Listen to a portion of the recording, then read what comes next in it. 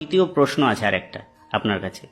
সেটা হলো, দেখুন আমাদের পৃথিবীতে অনেক ধর্ম আছে, কিন্তু আমরা দেখি যে সনাতন ধর্মের বিরুদ্ধেই মানুষ কেন আঙুল তুলছে। মানে বৌদ্ধ বলুন, এদিকে খ্রিস্টান বলুন, বা অন্যান্য যেই সমস্ত ধর্ম আছে আমাদের, ইসলাম বলুন, তারা কেন আমাদের সনাতন ধর্মের দিকে এরম আঙুল তুলছে এবং পেছনে লেগেছে। আমরা সহজ ভাবায় যদি আমরা বলতে পারি আর কি, যে আমরা চলতি ভাষায় সেটাই বলবো। তো কেন এই এই বিষয়টা কিন্তু আমাদের কাছে এখনো একটা ধোঁয়াশার মধ্যে রয়েছে। আপনার দ্বিতীয় প্রশ্ন, সনাতন ধর্মের এত শত্রু কেন? আপনাকে একটা খুব হাস্যকর উদাহরণ দিই। আপনি নিজে যেহেতু শিক্ষকতার সাথে রয়েছেন, একটি মিল খুঁজে পাবেন।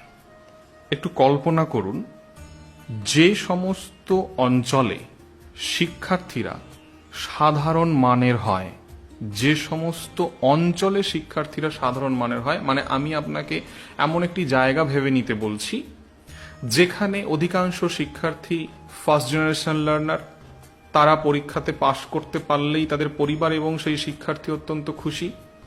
এই ধরনের যে অঞ্চলগুলি হয় তার মধ্যে ব্যতিক্রমী শিক্ষার্থী থাকতে পারে, কিন্তু সাধারণত এক একটি অঞ্চল হয়। কোনো অঞ্চলে দেখা যায় সমস্ত শিক্ষার্থী, প্রায় সমস্ত শিক্ষার্থী উচ্চ মেধা সম্পন্ন, কোনো অঞ্চলে দেখা যায় প্রায় সমস্ত শিক্ষার্থী নিম্ন মেধা সম্পন্ন। এই রকম কোনো একটি অঞ্চলে আপনি একটু কল্পনা করুন, এখন তো খুব টিউশনের যুগ হয়েছে, 3 জন ব্যক্তি টিউশন পড়াচ্ছেন। একজন ব্যক্তি টিউশন পড়ান যিনি বলেন, আমার কাছে তুমি আসবে, তোমার কি কি প্রশ্ন আছে তুমি আমায় করবে, আমি তোমায় তোমার প্রশ্নের উত্তর দেবো, যতক্ষণ না তুমি বুঝতে পারবে আমি তোমাকে বোঝাবো। আর একজন ব্যক্তি বলছেন, তুমি আমাকে কোনো প্রশ্ন করবে না, কোনো প্রশ্ন করার প্রয়োজন নেই, আমি তোমাকে উত্তর বলবো এবং উত্তর আমি তোমাকে বুঝিয়ে দেব, তোমাকে সেই উত্তরগুলি বুঝে পরীক্ষার খাতায় গিয়ে লিখে আসতে হবে। আর একজন আছেন, তিনি বলেন, তুমি আমার কাছে আসবে, আমি তোমায় প্রশ্ন বলে দেব, উত্তর বলে দেব, পরীক্ষায় কি কি আসবে তাও বলে দেব, তুমি শুধু সেইগুলোকে মুখস্থ করে গিয়ে পরীক্ষা দিয়ে আসবে।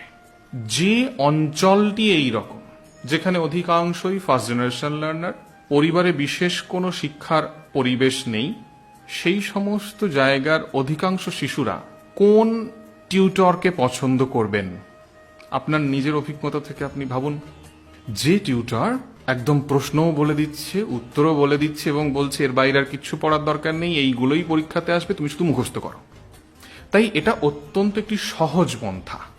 যে অঞ্চলের মানুষজনের মস্তিষ্কের কর্ষণ করার ইচ্ছে নেই, একটি সহজ পন্থা নিয়ে পরীক্ষায় পাশ করার ইচ্ছা, তারা কোনোদিনও ওই ব্যক্তির কাছে পড়াশোনা করতে যেতে চাইবে না যিনি কোনো নোট লিখিয়ে দেন না, যিনি বলে দেন না এটাই পরীক্ষাতে আসবে, যিনি এরকম একটি সহজ পথ দেখান না, যিনি আপনার মধ্যেকার কৃষ্টিকে জাগিয়ে তুলতে চান। তার কাছে তার যে ঘরটি টিউশন পড়ানোর জন্য ছিল সেটি ফাঁকাই থাকবে। সনাতন ধর্ম হচ্ছে এই ব্যক্তি। সনাতন ধর্মে আপনি দেখবেন সমস্ত কিছুই প্রশ্ন উত্তরে চলে। অর্জুন শ্রীকৃষ্ণকে প্রশ্ন করছে, শ্রীকৃষ্ণ তার উত্তর দিচ্ছেন। পার্বতী শিবকে প্রশ্ন করছেন, শিব তার উত্তর দিচ্ছেন। প্রত্যেক ক্ষেত্রে এখানে প্রশ্ন এবং উত্তর। ভক্ত প্রশ্ন করছে, শিষ্য প্রশ্ন করছে, সখা প্রশ্ন করছে, জ্ঞানী ব্যক্তি তাকে উত্তর দিচ্ছে। এখানে কোনো কিছুই এমন নেই যে একজন কিছু একটা মনে করছে এবং সেটাকে বলে দিচ্ছে, বাদবাকিজন সেটিকে মুখস্থ করে চলে যাবে। এই সহজ পন্থা এখানে নেই। আর আজকে যেরকম পরিস্থিতির মধ্যে আমরা রয়েছি, সেটা ওই রকমই একটি পরিস্থিতি যেখানে অধিকাংশ জনই ধর্ম সম্বন্ধে ফার্স্ট জেনারেশন লার্নার, কারণ দীর্ঘদিন ধরে আমরা এই বিষয়গুলিকে ভেঙে ফেলেছি।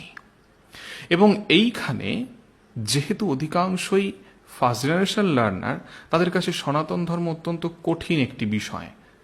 বাদবাকি যে ধর্মগুলি রয়েছে সেইগুলো অত্যন্ত সহজ একটি বিষয়।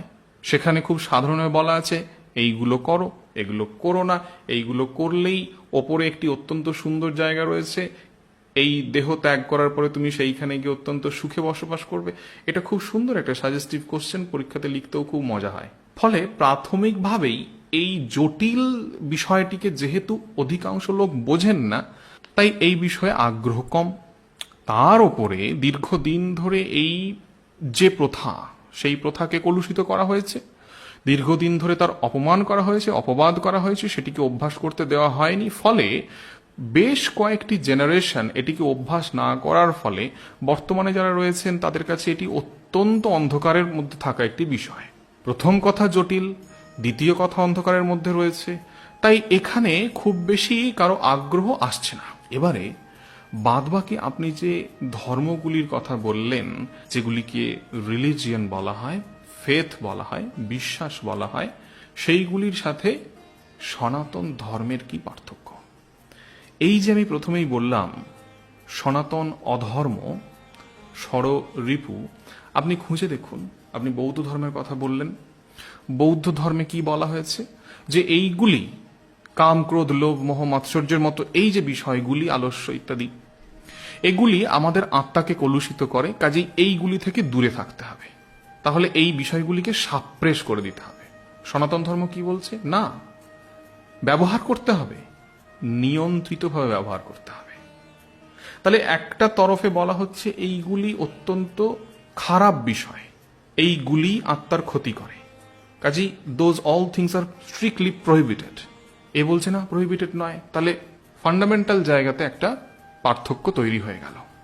আপনি অন্য যে ধর্মগুলির কথা বললেন, সেখানে বলা হয়েছে যে তুমি অলমাইটির পছন্দের এই এই কাজগুলো যদি করো, একটি তালিকা দেওয়া রয়েছে, তাহলে মৃত্যুর পরে ওপরে তোমার জন্য বিশেষ স্থান থাকবে, এবং সেই বিশেষ স্থানে তোমার মনোরঞ্জনের জন্য তোমাকে একটি নির্দিষ্ট সংখ্যা, বেশ বড় অঙ্কের সংখ্যা রয়েছে, সেই সংখ্যায় রমণী তোমায় দেয়া হবে। আমি রমণী নিয়ে তখন কি করব? ইন্দ্রিয় সুখ। তাহলে ইন্দ্রিয় সুখ গুরুত্বপূর্ণ। এবং জীবৎকালেও বলা হয়েছে যে ইন্দ্রিয়গুলি তোমাকে দেয়া হয়েছে, অলমাইটি তোমাকে দিয়েছেন, এইগুলিকে তুমি ব্যবহার করো। এর ওপরে কোনো নিয়ন্ত্রণ নিয়ে এসো না। তুমি এই ইন্দ্রিয়গুলির ওপরে যদি নিয়ন্ত্রণ নিয়ে আসো, তাহলে তুমি তাকে অপমান করছো। এই ইন্দ্রিয়গুলি যা চাইছে তাকে করতে দাও। সনাতন ধর্মের বিপরীতে যাচ্ছে। সনাতন ধর্ম বলেছে না, লাগাম ছেড়ে দেওয়া যাবে না, নিয়ন্ত্রণে রাখতে হবে। এ বলছে না, লাগাম কেন ধরে রাখবো? আমি হারেম তৈরি করব? আমাকে বলা হয়েছে একটি তালিকা, আমার ক্রোধকে ব্যবহার করে আমি যদি ওই সমস্ত কাজগুলি করতে পারি, আমি ওপরে গিয়ে স্থান পাবো। তাহলে নিয়ন্ত্রণে রাখার কোনো প্রয়োজন নেই। আমার মধ্যে যতটা আরো বেশি করে তাকে জাগিয়ে তোলা যায়, সেটাই আমায় করতে হবে, এবং সেটাই তার নির্দেশ। পাশ্চাত্যের বিভিন্ন যে দর্শনগুলি, সেখানেও ঘুরে ফিরে এই নির্দেশই আসে, জীবনকে উপভোগ করো। জীবনের এই সমস্ত নিয়ন্ত্রণের থাকার তো বিশেষ কোনো প্রয়োজন নেই। আপনি খুব ভালো করে দেখবেন, দীর্ঘদিন ধরে আমরা জীবনের যে মানে তৈরি করেছি, তা কিরকম? জীবিকা এবং জীবন ধারণের রসদ সংগ্রহ করার জন্যে, জীবনকে উপভোগ করার জন্যে যা কিছু করা প্রয়োজন তাই যেন আমরা করি। নিয়ন্ত্রণের কথা কখন আসছে? শুধুমাত্র শরীর, নিজের শরীরটাকে সুস্থ রাখার জন্যে যতটা নিয়ন্ত্রণে থাকা প্রয়োজন ততটা তুমি নিয়ন্ত্রণে থাকো, বাদবাকি আর কোনো বিষয় নেই। এবার তুমি সুস্থ থাকবে কি থাকবে না সেটা তোমার ব্যাপার। এবার সমস্যাটা হলো এইখানে, আমি সুস্থ আছি কি নেই সেটা আমার ব্যাপার, এইখানেই যখন আমি সীমাবদ্ধ করে দিচ্ছি, সমস্যাটা কোথায় হচ্ছে? একটু কল্পনা করতে বলছি, হাস্যকর লাগবে। ধরে নেওয়া যাক আমি অনিয়ন্ত্রিতভাবে সুরাপান করলাম, তারপর আমি একটি টু হুইলার চালিয়ে রাস্তা থেকে যেতে গিয়ে দুর্ঘটনা ঘটালাম। আমি যখন দুর্ঘটনা ঘটালাম তখন আরেকজন দুর্ঘটনাগ্রস্ত হলো, আহত হলো। আমরা দুজন গিয়ে হসপিটালে ভর্তি হলাম। হসপিটালের 2টি বেড অকুপায়েড হলো। সেই 2টি বেড অকুপায়েড হলো বলে দেখা গেল সেই হসপিটালে সেই সময় একজন প্রসূতি মায়ের ভর্তি হওয়ার অত্যন্ত দরকার ছিল, তিনি জায়গা পেলেন না। তিনি তারপর অত্যন্ত যন্ত্রণায় ছটফট করতে করতে চলে গেলেন, তার সাথে নবজাতক শিশু চলে গেল। তাহলে আমার অনিয়ন্ত্রিত থাকার ফলে কতগুলি দুর্ঘটনা ঘটল? সনাতন ধর্ম বারবার ধরে এই জায়গাটা বলে, তুমি যদি অধর্মে থাকো তাহলে তোমার চারপাশের পরিবেশের মধ্যে একটি বিশৃঙ্খলা তৈরি হবে। আধুনিক যে সমাজ ব্যবস্থা, সেইখানে সেই সমাজ ব্যবস্থা বলে তুমি নিয়ন্ত্রণে থাকো। তুমি যদি নিয়ন্ত্রণে না থাকো তোমার অসুবিধা হবে না। আমি নিয়ন্ত্রণে না থাকলে শুধু যে আমার অসুবিধা হবে এমনটা নয়।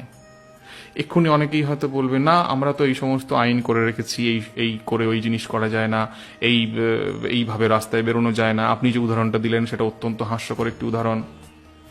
আইন করে কখনো বাইরে থেকে বল প্রয়োগ করে কোনো মানুষকে নিয়ন্ত্রণে রাখা সম্ভব?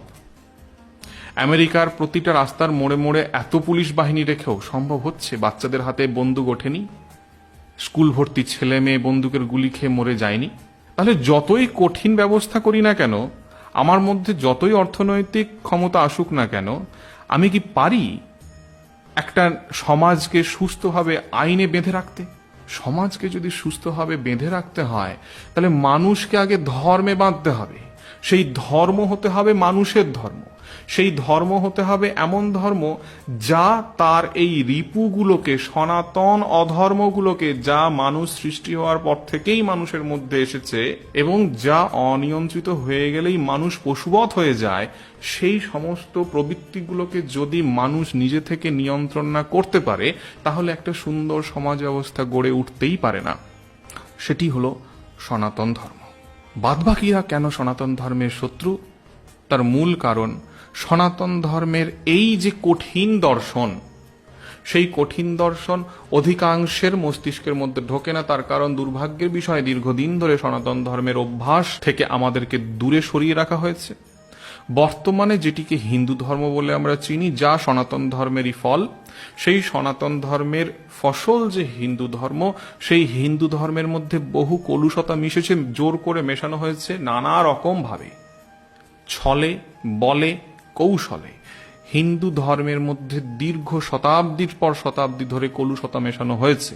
ফলে আজকে যেটা হিন্দু ধর্ম, হিন্দু বিশ্বাস, তার সাথে কিন্তু আমি যে সনাতন দর্শনের কথা বলি, তার একটি বিস্তর ফারাক রয়েছে। এই সনাতন দর্শন অত্যন্ত গভীর দর্শন, যে দর্শন যদি আমরা আমাদের শিশুদের মধ্যে দিতে পারি, ভবিষ্যতে আইন দিয়ে মানুষকে বেঁধে রাখার প্রয়োজন পড়বে না। একটি অত্যন্ত সুন্দর সমাজ তৈরি হয়ে যাবে, যেটিকে আমরা অনেকেই ইউটোপিয়ান সোসাইটি বলি কল্পনার শহর। প্রত্যেক মানুষের মধ্যে যদি সেই বোধ আসে কিভাবে আমাদের রিপুগুলিকে নিয়ন্ত্রণের মধ্যে রেখে আমরা মানবিক জীবন যাপন করতে পারি, সেই বোধ এলেই সনাতন ধর্মের পুনঃপ্রতিষ্ঠা হবে। সনাতন ধর্মের পুনঃপ্রতিষ্ঠা হলে ব্যক্তি, পরিবার, সমাজ এবং রাষ্ট্র প্রত্যেকে সুন্দর এক শৃঙ্খলার মধ্যে চলে আসবে। আরো একটা বিষয় বলতে ইচ্ছে করছে, ওই যে শুরুতে যে উদাহরণটা দিলাম, যে টিউটর জানেন যে আমি শুধু নোট মুখস্থ করতে দিই, বিশেষ সারবর্তা আমার নেই, সেই টিউটর ওই জ্ঞানী যে শিক্ষক রয়েছেন তার নিন্দা করেন। কারণ এই টিউটরের রুটি রুজি হয় নোট মুখস্থ করিয়ে, তাই নিজের অস্তিত্ব রক্ষার্থে অধম উত্তমের সমালোচনা করে। এতে বিশেষ হতাশ হওয়ার কিছু নেই। এটাই বাদবাকিদের বোঝা প্রয়োজন, কোনটা উত্তম আর কোনটা অধম। উত্তমকে মাথার মধ্যে, মনের মধ্যে ধারণ করাটা তো অবশ্যই কঠিন, কারণ আমরা দীর্ঘদিন ধরে সে অভ্যাস হারিয়েছি। আমাদেরকে সেই অভ্যাস ফিরিয়ে আনতে হবে, পুনঃপ্রতিষ্ঠা করতে হবে। আমাদের সামনের প্রজন্ম, যারা কালকের মানব সম্পদ, রাষ্ট্রের জন্য মানব সম্পদ, তাদের মধ্যে এই বোধ নিয়ে আসতে হবে।